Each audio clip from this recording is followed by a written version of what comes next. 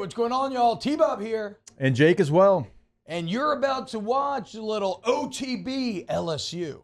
We're going to give you all the latest, greatest between LSU football, baseball, women's basketball, softball, and everything in between. Bottom line, if you want to talk Tigers, keep it locked, subscribe, like it, and we hope you enjoy. Major Burns returning to LSU. Another player who I know people have very strong opinions about, but I'll be interested to see what he can do with the new staff. I mean, you are talking about somebody who is very, very experienced. And maybe to your question, to your original question, Jake, before the break there, I think it's like, do I land on the secondaries coach being the most important because that group needs the most improvement? Or do I land on the D-line coach being the most important because maybe that's where the most raw talent lies, and so that could be your most dominant group? I'm not sure. Where do you fall? I think DB. I can't get away from some of the things we saw a year ago. And I'm not just talking about in coverage. I'm talking about in run fits too.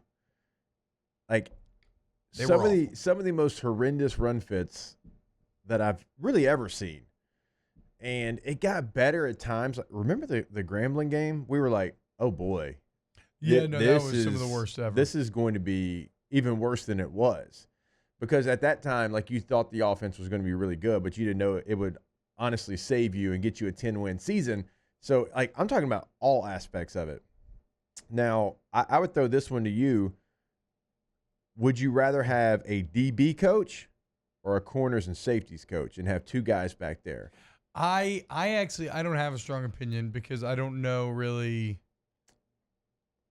I think I want one. Position. You just I think I want want one because I think I want the same voice. I think I want the same voice. I think you have to be on the same terms with your corners and safeties. Like, I mean, in that communication. I just don't want to get lost in translation. Like, that'd be like having a different coach for fullbacks and running backs. No, we got to work in unison. That's what we always had back in the day, right? Was one.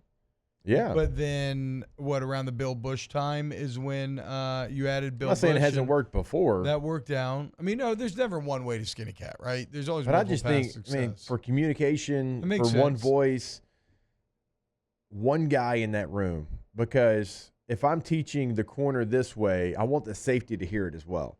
Same thing. If I'm telling the safety this, I want the corner, because I want the safety and corners to kind of know what each other are doing as well.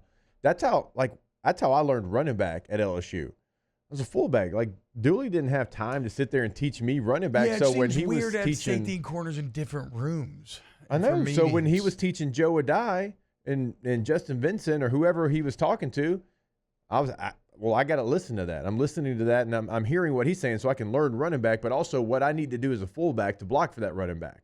What is he looking at? Okay, well, I need to know that.